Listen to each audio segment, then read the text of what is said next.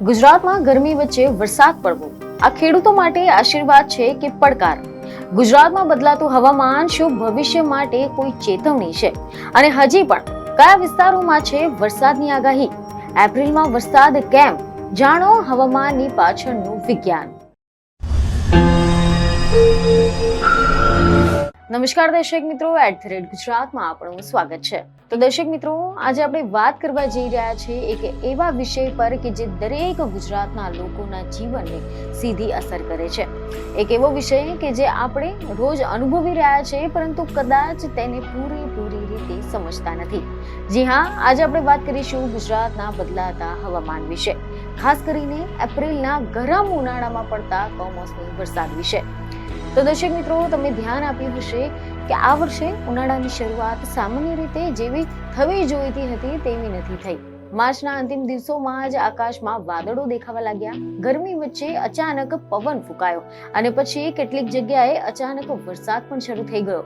આ ઘટના ઘણા લોકો માટે આશ્ચર્યજનક બની ગઈ છે, કારણ કે સામાન્ય રીતે ગુજરાતમાં ઉનાળામાં વરસાદ બહુ ઓછો પડે છે, પરંતુ આ વર્ષે સ્થિતિ થોડીક અલગ દેખાઈ રહી છે. એપ્રિલના ધગધગતા ઉનાળામાં અચાનક આભમાંથી પડતા વરસાદે સૌને મૂંઝવણમાં મૂકી દીધા છે. ગરમી વચ્ચે આ વરસાદ કેમ? શું આ કોઈ કુદરતનો ખેલ છે કે પછી કોઈ મોટી ચેતવણી? તો ચાલો આજે આપણે આના પાછળનું વિજ્ઞાન અને તેની અસરને વિગતે સમજીશું. જેમાં સૌપ્રથમ તો તમને એ જણાવી દઈએ કે હાલમાં એવા અહેવાલો સામે આવી રહ્યા છે કે હવામાન વિભાગની આગાહી મુજબ આજે એટલે કે 7મી એપ્રિલથી ફરી એકવાર રાજ્યમાં માવઠું થવાનું છે.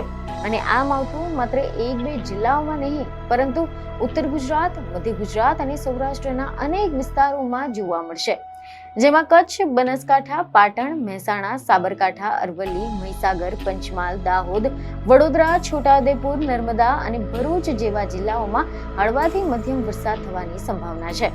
જ્યારે સૌરાષ્ટ્રના દેવભૂમિ દ્વારકા, જામનગર, મોરબી, સુરેન્દ્રનગર અને રાજકોટ જેવા વિસ્તારોમાં છૂટાછવાયા વરસાદ જોવા મળી શકે છે. આના ઉપરાંત વાત કરીએ દક્ષિણ ગુજરાતની, તો દક્ષિણ ગુજરાતમાં પણ 8મી એપ્રિલ સુધી હવામાનનો પલટો રહેવાની પણ શક્યતા છે.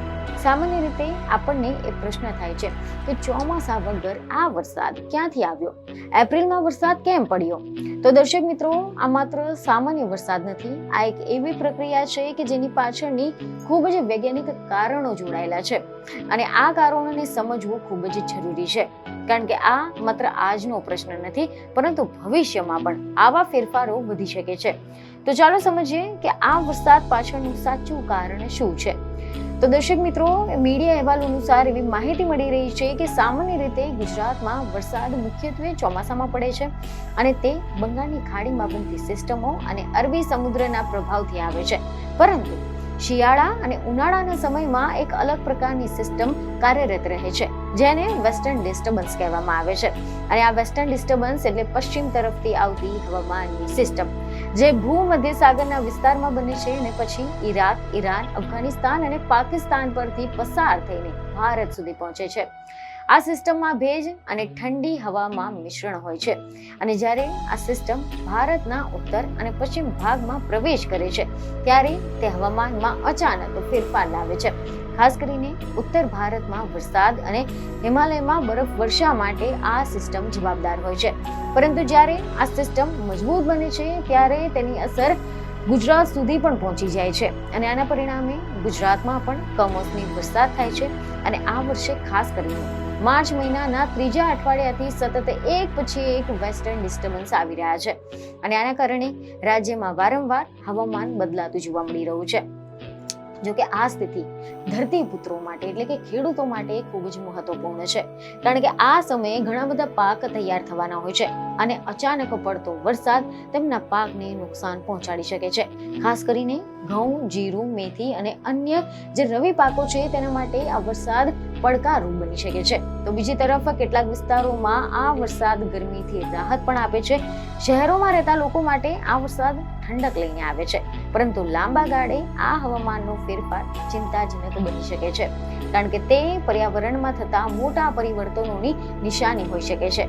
હવે પ્રશ્ન એ છે કે આ વરસાદ ક્યારે બંધ થશે? તો એવા અહેવાલ સામે આવી રહ્યા છે કે હવામાનના મોડલ્સ અનુસાર 8 એપ્રિલ બાદ વરસાદનું જોર ધીમે ધીમે ઘટવાનું શરૂ થશે. 9મી એપ્રિલથી રાજ્યના મોટાભાગના વિસ્તારોમાં વરસાદ બંધ થઈ શકે છે. જો કે 11 એપ્રિલના આસપાસ ફરી એકવાર એક નવી સિસ્ટમ આવવાની શક્યતા છે, પરંતુ તેની અસર મુખ્યત્વે ઉત્તર ભારતમાં જ જોવા મળશે અને ગુજરાતમાં તેનો કોઈ ખાસ પ્રભાવ જોવા મળશે તેવી શક્યતા ઓછી છે. એટલે કે હાલની પરિસ્થિતિ મુજબ હવે ધીમે ધીમે ઉનાળાની ગરમી ફરીથી શરૂ થશે. તાપમાનમાં વધારો થશે. લોકો ફરીથી ગરમીનો સામનો કરવા માટે તૈયાર થવું પડશે. પરંતુ અહીંયા એક મહત્વનો પ્રશ્ન એ પણ ઊભો થાય છે કે શું આ માત્ર એક સામાન્ય હવામાનનું પરિવર્તન છે કે પછી કોઈ મોટા પર્યાવરણ પરિવર્તનનો સંકેત છે? તો મીડિયા અહેવાલ અનુસાર વૈજ્ઞાનિકોના મતે ગ્લોબલ વોર્મિંગ અને ક્લાઇમેટ ચેન્જના કારણે વિશ્વભરમાં હવામાનની પેટર્ન બદલાઈ રહી છે અને ગુજરાતમાં પણ તેનાથી અછૂતો નથી રહ્યો. ઉનાળામાં વરસાદ, શિયાળામાં ગરમી અને ચોમાસામાં અનિયમિત વરસાદ જેવી ઘટનાઓ હવે સામાન્ય બની રહી છે. અને જો આ જ રીતે આ ચાલુ રહેશે તો પછી ભવિષ્યમાં કૃષિ, પાણીના સ્ત્રોતો અને માનવ જીવન પર તેનો ગંભીર પ્રભાવ પડી શકે છે. એટલે કે હવે સમય આવી ગયો છે કે આપણે પર્યાવરણ પ્રત્યે વધુ જાગૃત બનીએ, પાણીનો સદુપયોગ કરીએ, વૃક્ષો વાવીએ અને પ્રકૃતિને બચાવવામાં પગલાં લઈએ. તો દર્શક મિત્રો, અંતમાં એટલું જ કહીશ કે કુદરત આપણને હંમેશા સંકેતો આપતું રહે છે. બસ આપણે તેને સમજવાની જરૂર છે. આ અચાનક પડતો વરસાદ પણ એક સંકેત છે કે હવામાનમાં કંઈક બદલાઈ રહ્યું છે અને જો આપણે આજે આના ઉપર ધ્યાન નહીં આપીએ તો પછી કદાચ આવતીકાલે તેનો મોટો ભાગ ભોગવવો પડી શકે છે. તો ચાલો આપણે સૌ મળીને પ્રકૃતિને સાચવવાનો સંકલ્પ લઈએ અને આવનારી પેઢી માટે એક સારું પર્યાવરણ છોડીએ. કુદરત આપણને સતત સંકેત આપી રહી છે. આ બદલાતું હવામાન એ જાગી જવાનો સમય છે. આપણે સૌએ મળીને વૃક્ષો વાવીએ, પ્રકૃતિનું જતન કરીએ અને આવનારી પેઢી માટે એક સુરક્ષિત પર્યાવરણ બનાવવું પડશે.